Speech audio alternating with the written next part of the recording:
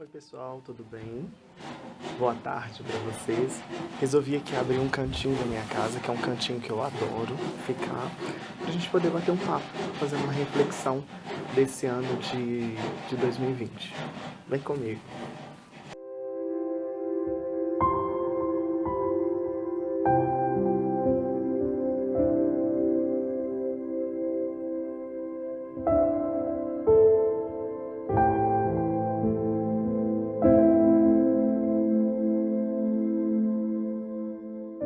Eu fiz uma colinha, porque é muita coisa que eu tenho para falar.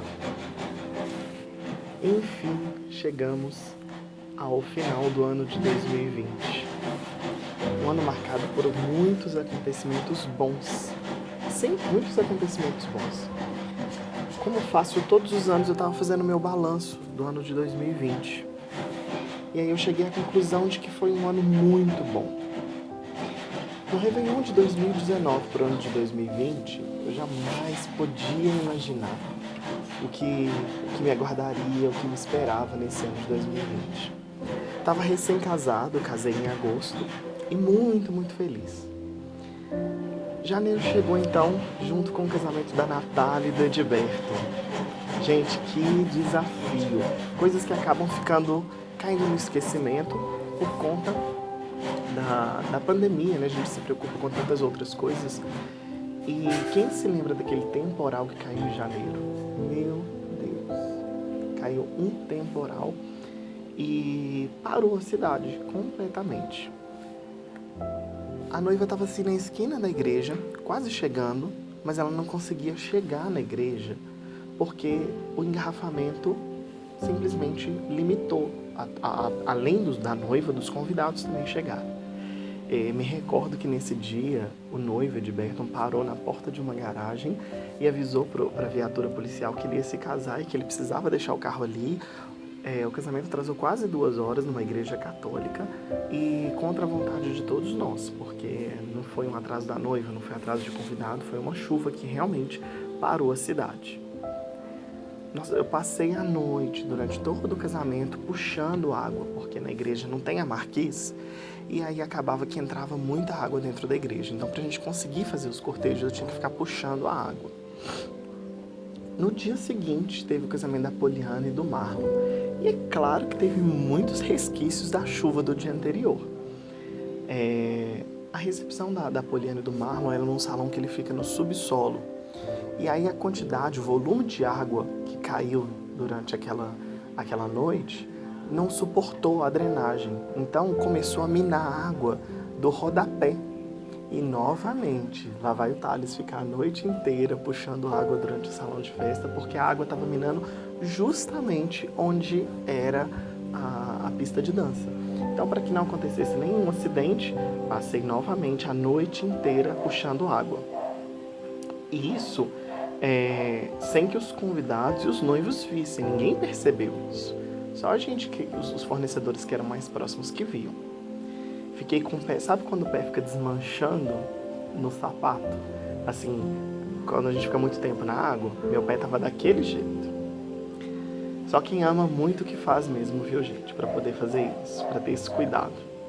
Em fevereiro a gente resolveu descansar, porque no ano anterior a gente não tinha tirado férias. Então resolvi tirar o mês de fevereiro para poder descansar, aproveitando que é carnaval, é uma baixa na área de eventos, então era uma oportunidade da gente poder descansar. Mal sabia eu que me aguardava. Março chegou e chegou animado com os preparativos do casamento da Daiane e do Guilherme. Reuniões, ensaios, prova de vestido, tudo a mil. E quando chega o dia 17 de março de 2020, a gente recebe a notícia de que esse e todos os outros casamentos do mês de março e abril não aconteceriam. Naquele momento, nosso mundo caiu. Caiu o mundo da noiva, o mundo dos cerimonialistas, dos fotógrafos, nosso mundo caiu. Mas assim, mesmo assim nos mantivemos firmes. Além de ter o nosso trabalho para realizar, a gente precisava dar suporte a todos os clientes e acalmá-los. Meu telefone, a gente não parava de tocar. Todos muito desesperados, querendo uma resposta. Resposta essa que nem eu, e acredito que nem ninguém tinha. Depois de muito ensaiar, contei para Daiane que o casamento dela não aconteceria. Foi um caos. A Daiane passou mal no trabalho, o noivo precisou buscá-la. E isso era só o começo. Só o começo. 58. 58 era o número de eventos que nós tínhamos no ano de 2020. E nós tivemos que lidar com a ansiedade desses 58 casais, aliás, 56, porque 2 se casaram durante a pandemia. Então, eram 56 times de fornecedores, uma média de 232 pais, dos 2.320 padrinhos, 14.500 convidados. Nosso telefone não parava. Além dos noivos, as madrinhas amigas da noiva também queriam fazer alguma coisa para ajudar, mas não tinha o que ser feito. Os convidados começaram a mandar mensagem no WhatsApp, bloqueando o nosso WhatsApp, querendo respostas, pois não aguentavam mais ver o sofrimento dos noivos. Alguém já parou para pensar no nosso sofrimento em algum momento? Muitos estavam preocupados com o próprio casamento, mas nós tínhamos que preocupar com os nossos 58 casamentos. Outubro chegou e com eles chegou também o casamento da Ágata e do Luiz. Não conseguimos negociar com o fornecedor que primeiro nos atenderia, então uma saga para a troca dos fornecedores, a troca do local e a organização do casamento em menos de um mês. Sim, nós conseguimos. Foi lindo demais e não poderia ser melhor. Uma emoção tamanha.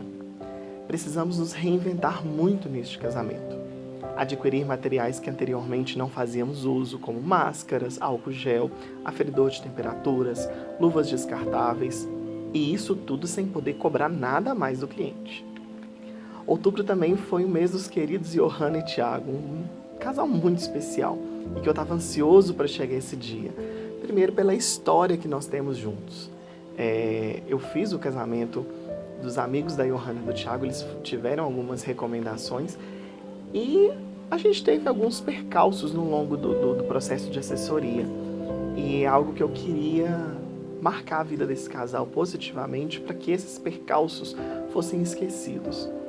E eles resolveram cancelar tudo relacionado ao casamento, a recepção do casamento. E decidiram realizar somente a cerimônia. A cerimônia foi realizada lá na Capela Nossa Senhora do Líbano e para apenas 6 convidados, incluindo os noivos, os pais e os irmãos. Eles não tinham contratado filmagem, apenas fotografia. E pediram para que o cerimonial fizesse a transmissão pelo celular deles.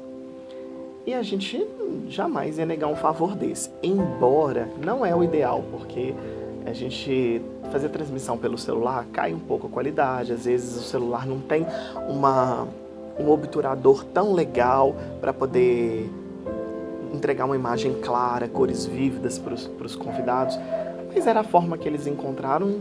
Afinal de contas, naquela altura do campeonato, eles já não tinham mais dinheiro nenhum para investir. E como as transmissões ao vivo estavam em alta, o valor foi lá para as alturas. E a gente não tinha condição, nesse momento, de poder contratar uma empresa para transmissão ao vivo. E assim nós fizemos. Que emoção! Outubro foi um mês de muita emoção para a gente. 2020, você está indo embora e está deixando um legado. Não foi um ano fácil, mas é aqui que eu digo que foi um ano muito bom. Foi um ano de muitos aprendizados. Aprendemos a árdua tarefa de esperar. Em um mundo tão acelerado que vivemos, esperar é o que nos resta diante da situação mundial. Aprendemos a ser tolerantes. Tolerantes muitas vezes com as agressões que sofremos, e procuramos não retribuir na mesma moeda. Afinal de contas, todos estavam com os nervos à flor da pele e nós precisávamos ajudá-los. Uma troca de gentilezas não resolveria nada nesse momento. Aprendemos a nos organizar melhor. Sim, sempre tem que melhorar. Nesse período, sabe aquelas tarefas que a gente sempre deixa para depois? Depois eu vou fazer isso, depois eu vou organizar minha agenda assim, depois eu vou colocar os contratos assim. Então, elas fizeram tanta diferença nesse momento que nós estamos vivendo que vocês não têm ideia. Agora sim sabemos o real valor dessa organização. Aprendemos a viver com menos, em um momento em que o nosso mercado simplesmente parou. E muitos não tiveram direito ao auxílio. E esse foi o meu caso. Foi o meu caso. Como eu sobrevivi? Me organizando financeiramente como eu podia. Não foi uma tarefa fácil, mas hoje agradeço tanto a minha formação acadêmica de administração de empresas e aos diversos cursos que eu fiz na área de educação financeira. Eles me ajudaram muito, principalmente agora. Se a minha empresa não se abalou durante esse período sem eventos, foi graças a essa organização financeira. Aprendemos a lidar com a ignorância de muitos em não saber respeitar o que fora proposto, trazendo muitos malefícios para a sociedade e, consequentemente, acabando com a minha classe aos poucos. As aglomerações sem necessidade, o não uso de máscaras de proteção, a não higienização das mãos deixa o vírus cada vez mais longe de ser exterminado, e nós sabemos disso. E quando pensamos que tudo já acabou, estamos de volta à estaca zero. Só que nesse momento que tudo volta à estaca zero, durante a flexibilização da quarentena, todos os setores foram flexibilizados, menos o setor de eventos. Todos puderam dar um respiro, menos os profissionais de eventos. Aprendemos a nos reinventar. Audições online, lives, mais lives, geração de conteúdo, gerenciamento de redes sociais, atendimentos remotos, quanta coisa nova. Para muitos, grandes novidades e que não se adaptaram até hoje. Aprendemos a nos despedir de parceiros e amigos que não suportaram essa crise financeira que se instaurou, principalmente no setor de eventos, e precisaram encerrar seus negócios. E foram muitas empresas, muitas não divulgadas, mas foram muitas empresas. Aprendemos a conviver com a saudade daqueles que se foram pela contaminação por essa doença, deixaram filhos, esposo, esposa, familiares, sonhos, desejos, aspirações. Aprendemos a viver com saudade dos que aqui estão, sem poder abraçar, sem poder se reunir, sem poder conviver diariamente com aqueles que amamos. Aprendemos e como aprendemos o poder da negociação, da conciliação, como trabalhamos nesse período para evitar processos judiciais. Tivemos que ser um pouco psicólogos, um pouco advogados, um pouco juízes. E ainda convivemos com ataques contra a nossa profissão na internet. Lamentamos muito por isso, mas seguimos em frente, porque isso tudo não acabou. 2020 está batendo a porta e eu estou aqui pronto para recebê-lo de braços abertos. Se a vida te dá limões, faça uma limonada. Não fique lamentando o que aconteceu ou o que vai acontecer. Se reinvente, recrie. Essa fase me fez sair da minha zona de conforto. E acredito que fez muita gente sair da zona de conforto. Aproveite essa oportunidade para viver o que tem que ser vivido agora. E eu espero você em 2021 para nós vivenciarmos mais momentos, bons ou ruins, ou melhor, para vivermos. Afinal de contas, viver é conviver com momentos bons e ruins. Um grande abraço virtual para vocês, carinho para todos e até o ano que vem. Um beijo.